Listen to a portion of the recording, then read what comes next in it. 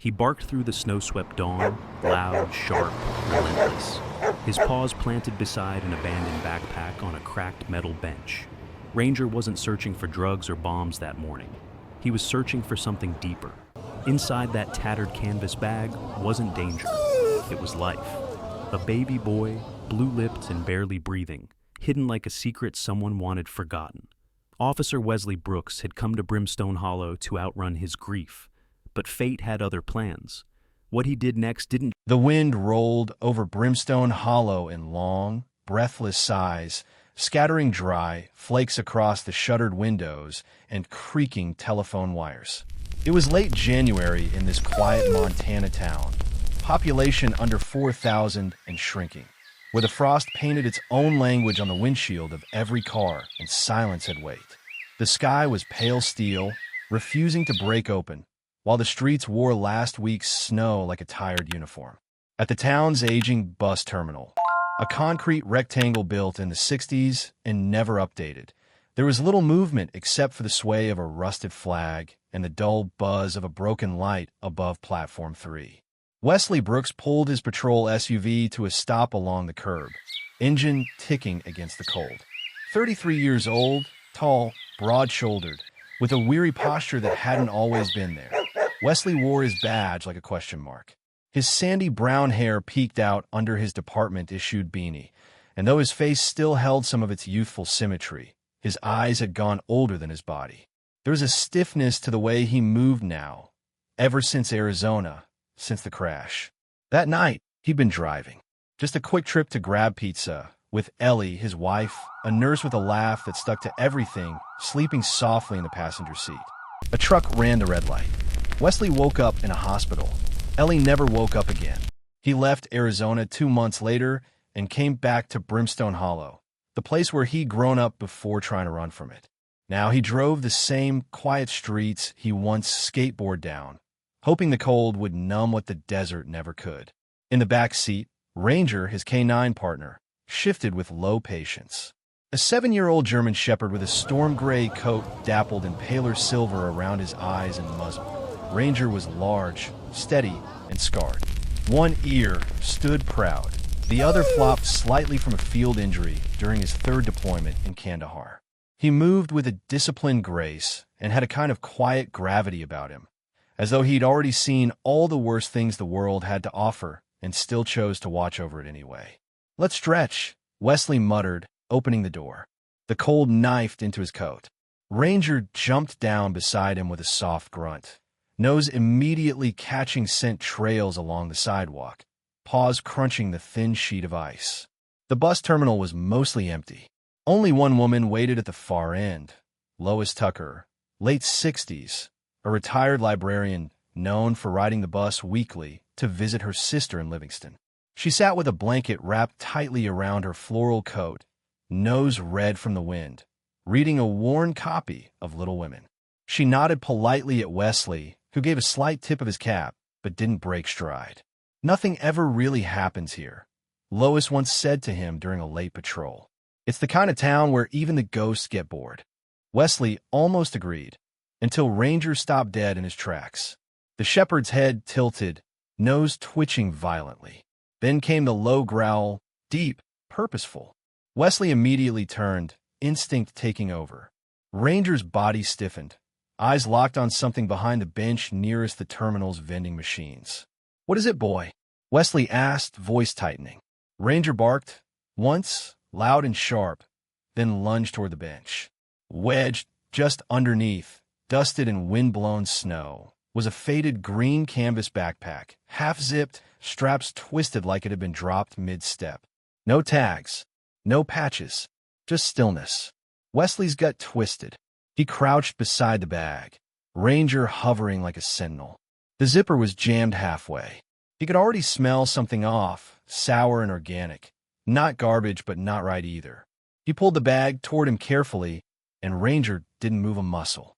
Then a sound, soft, barely a whisper. A wet, gurgling whimper. Wesley froze. That wasn't a mouse. That wasn't an animal. That was a baby. He yanked the zipper open. Inside, wrapped in what looked like an old flannel coat and a towel stained with something dark, was a newborn infant, no older than 3 months. Skin pale, lips tinged blue. The baby's fists twitched, but his cry was barely a breath. "Oh my God," Wesley whispered. Without thinking, he shed his patrol jacket, wrapped it around the baby, and held the fragile body close to his chest. Heat. He needed to get him heat. The baby stirred weakly, a wet sound escaping his throat. Wesley could feel the rib cage rising, but too slow, too shallow. "Dispatch, this is Unit 12. I need EMS at the Brimstone bus station. Infant found abandoned. Male. Alive but hypothermic. I repeat, alive. ETA on ambulance." He barked into the radio. 10 minutes, the voice replied, alarmed. Ranger whined low, stepping closer, licking the baby's tiny fingers with utmost gentleness. Wesley glanced around. No other passengers. No cameras. No sign of who had left the backpack. He turned to Lois, who had risen from her bench, clutching her book like a shield. "Did you see anyone leave a bag?" he called. Lois shook her head slowly. "No one but you and that poor creature there. God help us." As the sirens echoed in the distance, the snow began to fall harder, soft and soundless, like ash from a sky too tired to storm. Wesley looked down at the baby cradled in his arms, lips slowly coloring back to life under the jacket. He didn't know who had left this child. He didn't know why. But he knew this. The boy hadn't been left to be found. He had been left to disappear. And Ranger, faithful, stubborn Ranger, had refused to let that happen. As the ambulance pulled up, lights painting the terminal in red and blue, Wesley whispered to the child, "You're not going to vanish. Not today." The storm lingered over Brimstone Hollow, not in violence, but in quiet insistence. Snow fell in gentle spirals, coating the pine branches in pale frosting and softening the outlines of the world. The town, still half asleep after the emergency at the bus station, returned to its uneasy stillness. But Wesley Brooks could feel something shifting. He wasn't sure what yet, but it stirred under the surface, cold and waiting. Inside the modest, red-brick sheriff's substation tucked between the town's faded bakery and the post office, Wesley leaned against the front desk, arms crossed, watching the baby through the small window to the infirmary room.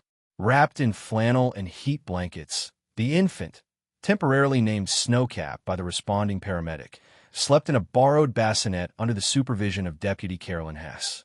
Carolyn, 52, had been on the force for over 2 decades. She was short, sturdy, with thick wire-rimmed glasses and a voice like creaking oak. She didn't talk much, but when she did, people listened.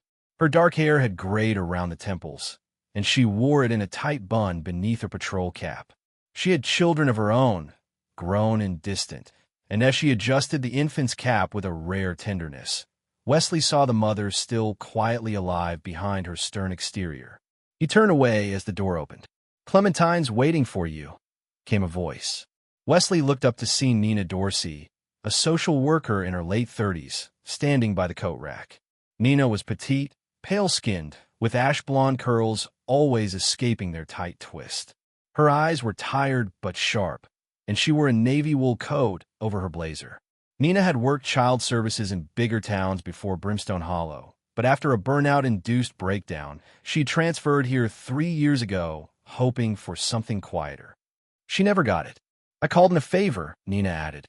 "She doesn't usually take visitors. But she's different when it comes to animals. Or babies." Wesley followed her out into the snow. Clementine Reed lived just outside town on a narrow road flanked by snow-sunken fences and quiet fields. Her cabin, a moss-colored single-story house with crooked shutters and ivy curling up the stone chimney, stood beside a frozen pond surrounded by evergreens.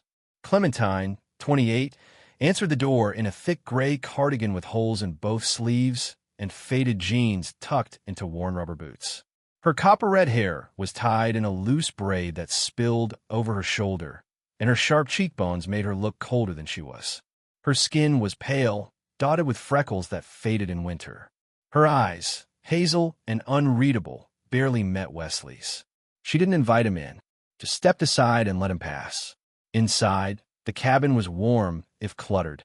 A fireplace crackled in the living room, casting orange light over a sagging couch and an armchair buried in dog blankets and veterinary books. The smell was a strange mix: herbs, antiseptic, and something earthy.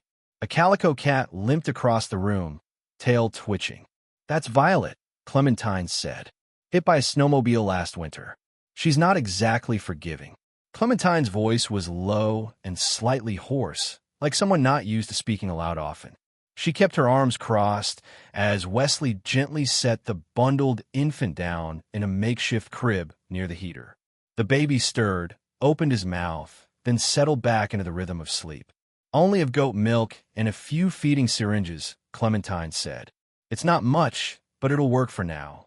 Anything's better than the cold." Clementine didn't smile, but she knelt beside the crib and adjusted the blanket with a strange tenderness. They sat in silence for a moment, broken only by the snap of wood and Ranger shifting on the rug. The dog had already made himself at home, tail thudding once slowly before going still again. "You're not asking," Clementine said without looking up. Wesley frowned. "Asking what?" "About me. About why I live out here. Alone. Surrounded by injured animals and knives in every drawer." He didn't respond. She laughed once, dry and humorless. "I grew up in Tennessee. My mom died when I was 12. My dad remarried, disappeared. My brother, he stayed." Her voice stiffened. "I stayed too long. Left when I turned 17. Came here. Changed my name. Learned how to sew broken things." Her hands had gone still. Wesley didn't push. From the kitchen, a sound, metal clinking against wood, then a soft thud. Clementine didn't react, but Wesley stood up, instincts rising. "Don't," she said. He paused. "It's just a drawer. It always slides open when the heater's on too long. And there's a pair of handcuffs inside. Not police issue." She rose to her feet and went to shut the drawer herself. "I keep them to remind myself," she added, "what never again means." Wesley nodded once, slowly. "I need help, Clementine." This child wasn't left. He was hidden. Someone didn't want him found, and they nearly succeeded. "I don't know who or why, but I need eyes. Someone local. Someone the town hasn't already decided to ignore." Clementine stared at him, long and silent. Then finally, "Leave the baby here tonight. I'll watch him, but come back tomorrow. I want to meet the dog again." "He's not much of a talker," Wesley said. "I don't like talkers anyway." That night, Wesley stood at the edge of the old Linden Trail, a footpath that wound through a thin stretch of woods behind the bus station. Ranger had pulled toward it during their earlier patrol, nose high, tail rigid. Now, in the moon's dim light, the trail looked like the opening to another world, narrow, black, and humming with wind. Wesley clicked on his flashlight. They moved slowly. The wind carried sound in strange ways, but he heard it. Barely. A creak, like what being stepped on. Then a thump. He followed it off trail. There, half hidden by branches, was an old hunting cabin, long abandoned. The roof sagged, and one shutter flapped lazily against the wall. A single plastic toy, yellow, sun-bleached, lay discarded by the porch. And inside, through the broken window, he heard something move. But he wasn't ready to go in. Not yet. The snow hadn't stopped for 3 days, blanketing Brimstone Hollow in a slow hush that made every step sound distant, every sound thinner. At the bus station, icicles hung like silent chimes from the rusted eaves, and the benches stood half-buried under powder. The place where Wesley had first found the abandoned backpack now looked untouched again, as though the child and the scream of that day had never existed. But Wesley Brooks knew better. Inside the small control room above the bus platform, a forgotten corner of municipal infrastructure with peeling paint and dust-streaked windows, he sat beside a grainy monitor, tapping rewind on the terminal's sole security system. The footage wasn't cloud-connected, just a local feed saved to an ancient hard drive maintained more out of habit than necessity. The room smelled of old wires and burnt coffee. Next to Wesley stood Benji Marin, the town's part-time IT guy and full-time conspiracy theorist, in his late 40s, with thinning red hair tied in a short ponytail and a round body swallowed in 3 layers of fleece. His thick glasses slid down a perpetually sweaty nose, and his fingers moved nervously over the keyboard. "You really think we'll see something, Brooks?" Benji asked, squinting at the screen. I need to, Wesley said simply. Benji snorted. Most of these cameras only record motion, and half the time, raccoons set 'em off. Could be a ghost. Or aliens. Let's hope for raccoons. The feed ticked back to the early morning hours 3 days prior. And there she was. The woman appeared on screen at 4:46 a.m., barely a shadow moving across the foggy platform. She wore a long winter coat, beige with a fur-lined hood pulled low and a scarf wrapped tightly across her face. Her gloved hands clutched the backpack. She paused for only a second before setting it gently on the bench. She stood there, looking down at it.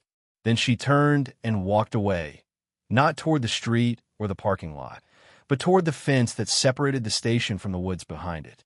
Benji leaned closer. She went into Brimstone Forest? Yeah, Wesley muttered, pressing pause. She wasn't leaving a child to be found. She was hiding him from something. Benji nodded, lips pursed. Can I get a copy of that timestamp? Wesley asked. Done. Wesley turned to go, then paused. Thanks, Benji. Benji looked up, blinking. Don't mention it. But, be careful in that forest. Folks say weird things happen past the timberline. Not ghosts. Just wrongness. Ranger leapt into the back of the cruiser with ease, snow clinging to the hair along his belly. Wesley took the dirt path that bordered the tree line, headlights cutting through layers of frost and shadow. By the time he reached the clearing near the edge of the old Mason logging trail, the sun had begun its slow retreat behind gray hills. The cabin stood there like a forgotten thought, roof partially caved in, door hanging crooked, one shutter missing entirely. The porch steps creaked as Wesley approached, Ranger beside him with tail low and nose twitching. Inside, the cabin smelled of old wood, mildew, and faint traces of smoke. Light filtered in through the broken window panes.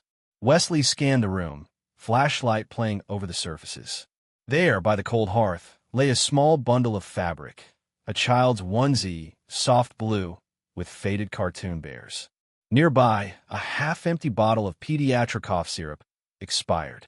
And against the far wall, pinned crookedly with a rusted tack, was a sheet of notebook paper. The drawing was crude, stick figures beneath a crooked roof. One figure held a baby, the other loomed behind, scribbled in shaky handwriting beneath it. Please don't hate me. Wesley stepped back, breath misting. This wasn't just abandonment. It was desperation. Ranger nosed toward the back door, tail still and ears alert. Wesley followed, stepping onto the back porch where the snow had gathered thicker. Something caught his eye, a set of boot prints, small and slightly staggered, leading away from the cabin and into the dense tree line beyond. Wesley snapped a few photos, but the light was fading fast. He turned back toward the car. There was someone out there who hadn't just left a baby behind. She'd been running. From what? Or from who? He didn't yet know. That night, Clementine sat cross-legged on her living room rug, bundled in an oversized sweater, her hair damp from the bath she'd finally taken after 2 days of avoiding mirrors. The baby lay sleeping in a laundry basket lined with wool blankets beside the fireplace, tiny fingers curled in his soft fists. Clementine watched him with a distant softness. Violet the cat had crawled up onto the windowsill and dozed there, tail twitching with each crackle of firewood. The knock on the door was soft. She opened it to find Wesley, snow-speckled, and holding a faded sheet of paper in a plastic evidence pouch. You found her? Clementine asked. Not yet, but I found this. She read the words slowly, then looked up. Her expression tightened. I know what that kind of guilt looks like. She was trying to protect him, Wesley said. That's what it feels like. Clementine's eyes flicked to the baby. Then someone else was the threat. Wesley nodded, and we don't know if they're still in town. Meanwhile, inside the Brimstone Hollow diner, a woman sat alone in the corner booth, hood still up, eyes hidden beneath the shadow of her coat. The waitress, Rhonda Bell, mid-40s, thick-hipped, sharp-tongued, and never missed a detail, refilled her coffee without asking. Where you from, sweetheart? She asked casually. The woman didn't answer, just stirred her cup and kept her head low. Rhonda squinted, then shrugged and moved on. Outside, parked across the street, a rust-colored Ford truck idled. Inside, the man in the driver's seat had a scar under his left eye and fingers that tapped the steering wheel in an odd, measured rhythm. He was watching the diner door, waiting. The frost had thickened overnight, crusting every surface with a brittle shimmer that cracked under footfalls. Brimstone Hollow awoke under another pale, gray sky, the kind that smothered sunlight before it could ever reach the ground. Sheriff vehicles lined the curb outside the courthouse, their roofs powdered with snow, their windshields fogged with breath and secrets. Wesley Brooks sat behind the wheel of his cruiser, a printed document in his gloved hands, and Ranger lying stiffly in the back seat, one hind leg wrapped in a thick bandage. Ranger's injury had been a hard price. The night before, Wesley had gone back to the abandoned trail cabin, this time pushing deeper. Behind a half-broken cabinet near the fireplace, he found a weathered duffel bag, inside of which were two things: a burned-out phone and a laminated pamphlet titled The Purifying Path, Redemption Through Isolation, Pastor Eldon Graves. The name chilled him more than the wind ever could. He hadn't heard it in years. Clementine had. It was her who'd slipped the manila folder into his mailbox, no return address, only a paperclip and a handwritten note that read, "I didn't think this name would come back either." Wesley now read the document for the third time. It was an old state investigation summary from over 7 years ago, involving a self-proclaimed religious retreat outside Helena. The founder, Eldon Graves. Charges included unlawful confinement, psychological coercion, and negligence. None of them stuck. Too few witnesses. Too many missing. Wesley folded the paper and stepped out into the cold. That morning, Clementine Reed moved quietly around her cabin. She fed Violet first, warming a can of tuna on the stovetop, and then checked the baby's blanket, adjusting it gently with one finger under his chin. The child was beginning to squirm more, his skin no longer bluish with cold, his fists sometimes reaching into the air as if grasping at memory. She hadn't told Wesley everything. Not yet. Years ago, Clementine had treated a woman under a false name at the animal rescue clinic she ran out of a mobile van. The woman had bruises that didn't match her story and eyes that wouldn't settle on any one place for more than a second. She'd handed Clementine a drawing, crude, childlike, a cross wrapped in chains, surrounded by barbed wire. On the back of the paper was a name: Rachel Monroe. Clementine didn't ask more questions then, but now she was sure the baby in her crib was connected. Rachel Monroe, 22 years old, officially born in Kalispell, Montana, had vanished from state records 2 years ago. Her name had only appeared again recently, on a police file from a noise disturbance in a church-owned property outside Lincoln. No charges, no follow-up. She had given birth somewhere, but there was no birth certificate, no record of prenatal visits, no sign that she had even been in a hospital. Wesley called in a favor from Marshall Eads, an ex-detective turned PI who now lived in a trailer outside Missoula. Marshall was in his early 60s, rail-thin with a trimmed silver goatee and faded tattoos down his forearms. He dressed like a retired biker, black denim, old boots, and a chain that didn't connect to anything. But he was sharp, and more importantly, he was paranoid. The Graves place shut down, Marshall said, lighting a cigarette in the freezing air. But the land? Still his. He moved the whole redemption camp deeper into the woods near Coyote Ridge. Nobody goes there now. Too far. Too strange. Wesley didn't hesitate. Mark it on a map. The road to Coyote Ridge was little more than an eroded path swallowed by frost and silence. Ranger sat beside Wesley in the front passenger seat, his posture stiff but alert, his bandaged leg resting gently on a folded towel. "You should have stayed with Clementine," Wesley muttered. Ranger exhaled, almost offended. The retreat came into view slowly. A collection of wood cabins nestled beneath pine giants, surrounded by a makeshift fence of barbed wire and weathered signs that read, "Only the pure may enter." The place looked abandoned, but Wesley knew better. The way the snow was disturbed near the gate, the faint smell of smoke in the wind, it wasn't dead. He climbed out of the vehicle and clicked on his flashlight. Ranger followed slowly, his limp almost imperceptible in the snow. The gate creaked open with a push. The main chapel building, marked with a cross and faded red paint, was dark inside. Wesley stepped carefully, his boots echoing softly against the rotted floorboards. Then, behind him, a sound. A shuffle. Then the sharp, metallic click of movement. He turned, too slow. Something collided with his side. Hard.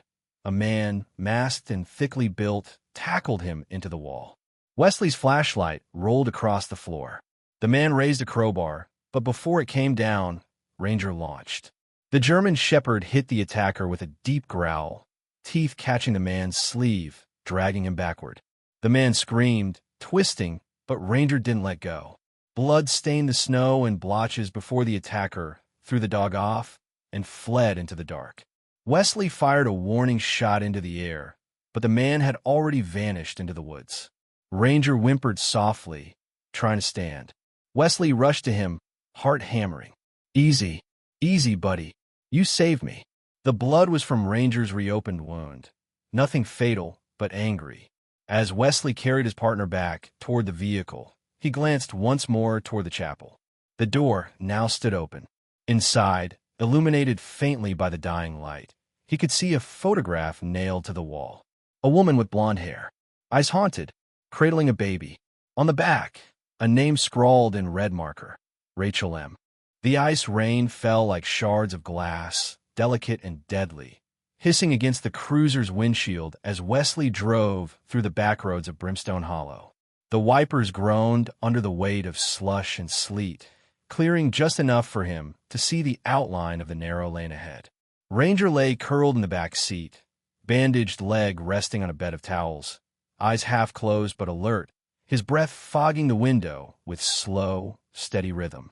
Wesley's hands clenched the wheel tighter as he turned onto Old Fenwick Road, a rarely traveled lane leading toward the outskirts of the Hollow's oldest farmlands. The GPS was useless out here, but the name Miller Jonas had come up twice, in Marshall's old case notes and in the visitor logbook from the original grave chapel. He'd been labeled as a spiritual sponsor. What that meant exactly remained to be seen. Miller Jonas lived in a two-story farmhouse sagging from age and silence. The paint had peeled long ago, revealing swollen wood that hadn't seen maintenance in years. A cracked weather vane creaked atop the roof. The yard was cluttered with rusted tools and a swing set long, strangled by weeds. Wesley parked quietly and approached, flashlight in one hand, the other near his holster. The door creaked open before he knocked. Miller Jonas stood there, tall and gaunt, with a wiry beard the color of old snow and eyes that didn't blink enough. He wore a flannel shirt buttoned all the way to the top, slacks worn shiny at the knees, and a look that hovered between vacant and vaguely amused. "You're here about the girl," he said without prompt. Wesley didn't reply immediately. "I need to speak to her." "She's resting," Miller said, voice low. "She's fragile. She's not a possession," Wesley replied, stepping forward.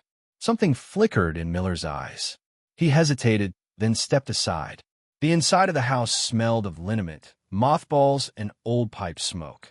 The wallpaper was yellowed and curling in places. A record played softly from a gramophone in the corner, some old gospel tune warped with age. "She's down there," Miller murmured, nodding toward a door near the kitchen. "Basement. She don't like light much." Wesley descended the creaking steps slowly. The air grew colder with each step, and by the time he reached the concrete floor, he could see his own breath. The space was mostly empty, save for an old armchair, a mattress on the ground, and a space heater plugged into the wall, humming with struggle. In the far corner, sitting on the edge of the mattress with her back to him, was a young woman wrapped in an oversized coat, her blonde hair tangled, her hands clasped together, as if in prayer. "Rachel," Wesley said softly. She didn't flinch, just slowly turned. Rachel Monroe, 22, looked like someone who had aged and shrunk in the same breath. Her eyes, blue and wide, were rimmed red but dry. Her cheeks were sunken, and her lips chapped. Her face had a pale, almost translucent quality under the basement's flickering bulb. She wore a simple white dress under the coat, dirt-stained at the hem, and her bare feet pressed into the cold floor without reaction. "Are you here to punish me?" she asked. Wesley stepped forward, shaking his head. "I'm here because someone cares whether you live or die, and because your son is safe. He's warm. He's alive. She blinked once, slowly. I didn't know he'd survive, she whispered. I thought maybe God would take him before it got too bad. That way, he wouldn't become tainted. Who told you that? Wesley asked, though he already knew. Rachel looked down. He said the world is rot, that the child would carry sin in his skin unless it was burned out by cold, by silence. That love makes us weak. Eldon Graves. A small nod. I believed him. I believed everything. Since I was 12. Her voice broke. He found me at shelter. Promised me family. Promised forgiveness. I thought I was the one who was broken. That I needed saving. Wesley knelt before her, careful not to startle. You don't need to be saved, Rachel, he said quietly. You need to be free. But I let him, she started. No, he made you believe you had no choice. She shook her head. You don't have to believe in him anymore, Wesley continued. You don't have to believe in me either. But start by believing in yourself. That you can be more than what he said you are. Her hands tightened. I don't feel strong. You don't have to. Not yet. We'll carry you until you can. Above them, a loud thump made them both start. Wesley stood and reached for his holster. Then, Sheriff's office, came a voice from above. It was Deputy Clara Wynne, a lean, sharp-featured woman in her mid-30s, with dark skin, braided hair, and a scar down her left forearm from a bar fight in her rookie year. She moved like someone born to be underestimated, quiet, efficient, and deadly accurate when needed. Clara appeared at the top of the stairs, pistol lowered once she saw Wesley. You all right? Wesley nodded. She's coming with us. Rachel didn't move at first, then slowly got to her feet. Her steps were hesitant, like someone relearning how to walk. Wesley offered his hand. This time she took it. The cruiser hummed gently as the ice rain tapered into a mist. Rachel sat in the back seat, bundled in Clementine's old blanket, eyes closed but not asleep. Ranger rested beside her, head on her lap, tail flicking once at her touch. They drove past frozen fields and broken fence lines. In the distance, a single crow flapped across the sky, alone and steady. Spring came to Brimstone Hollow not with flowers, but with thaw. The snow melted into the soil in slow, reluctant drips. Trees that had stood like pale skeletons began to bud with quiet green. The sky cracked open for the first time in weeks, letting sunlight spill across porches and gravel roads like a promise no one dared believe. It was on a morning like that, still half cold, still quiet, that the last chapter of the winter's long shadow unfolded. Wesley Brooks crouched behind a fallen log, watching through his binoculars as smoke curled lazily into the morning air from a tin chimney nestled deep within the woods of Coyote Ridge. His breath came slow and even despite the cold against his ribs. Beside him, Deputy Clara Wynne whispered into her shoulder mic. Her gloved hands were steady, her expression like carved stone. Suspect located. Cabin southwest quadrant. Confirmed adult male, unknown minor inside. No sign of second adult. Across the short ridge, the backup team waited for her signal. Among them was Officer Louise Harper, a young patrolman barely out of academy, still wide-eyed and too eager. He had sandy hair, a nervous twitch in his left hand, and wore his badge like it might fly away if he didn't keep checking on it. Wesley raised one hand. We do this clean. No guns unless he forces it. They moved in silence, boots barely crunching the thawed leaves. Ranger trailing behind Wesley, no longer limping but still favoring one side. His ears twitched with every breath of the wind. He had wanted to come. Wesley hadn't fought him on it. They reached the cabin door just as the voice rose from inside. A man's voice, deep, rhythmic, preaching. Let the flame of silence cleanse you, little one. Let your soul rise untainted. Wesley didn't wait. He kicked the door open. Inside, Eldon Graves stood in a filthy white robe, one hand over the head of a trembling toddler who sat inside a rusted tin basin filled with freezing water. The man turned, face pale and stretched, eyes wide with fanatic glee. His long gray hair clung to his cheeks, and his thin frame looked almost skeletal beneath the layers of soaked cloth. There were scars on his arms, old, self-inflicted, worshipful things. You shouldn't be here, Eldon said, voice calm. You don't understand the blessing I give. "You're done," Wesley said flatly. Behind him, Ranger growled. Eldon looked at the dog and smiled. "Ah, the beast returns." "You're under arrest," Clara snapped, gun drawn. "Step away from the child." But Eldon reached toward the basin again. And that's when Ranger lunged. He didn't bite, didn't tear, just knocked the man off balance with one powerful shove of his body. Eldon fell backward, gasping, as Wesley rushed forward and scooped the child into his arms, wrapping him in his coat. The boy whimpered, but he was alive. Clara cuffed Eldon before he could speak again. "Anything you say, honestly, will probably dig your hole deeper." 3 days later, the Brimstone Hollow Town Hall held a meeting for something it hadn't seen in years. Hope. Rachel Monroe sat in the front row, her pale hair brushed for the first time in memory, her hands steady in her lap. She wore a soft blue sweater borrowed from Clementine and a pair of sneakers that still squeaked on the floor when she shifted her feet. Her eyes no longer darted like prey. She held her posture with quiet strength. Beside her sat Noah Reed Brooks, formerly known as the child in the backpack. He wore a clean onesie, tiny socks, and a new name stitched onto the side of the soft blanket. His hand reached now and then toward the man holding him, Wesley, who cradled the infant like something both heavy and holy. Wesley had filed for guardianship that morning. It had been Clementine's idea. Speaking of Clementine, she stood near the back of the room, arms folded, a smile she didn't quite know how to wear tugging at her lips. She had combed her hair and even worn a scarf, one Rachel had knitted from scratch while staying at the cabin. Violet the cat, as always, had hissed at the mirror that morning and gone back to sleep. The town hall clapped politely as the mayor finished his speech.